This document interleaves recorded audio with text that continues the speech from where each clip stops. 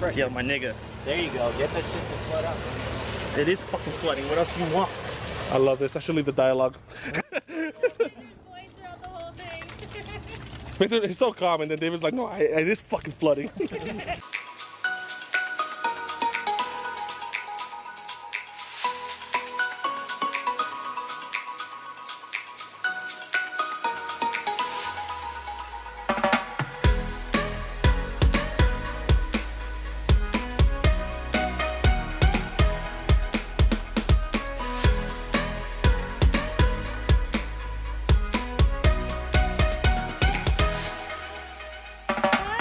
Yep.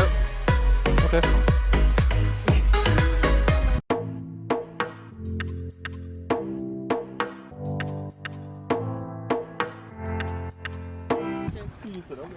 That's amazing. That's content right there. I think they're so proper. You guys are going ass to ass? That's that. We gonna dust the butt. I got you with that sinister ass smile too. Fuck it.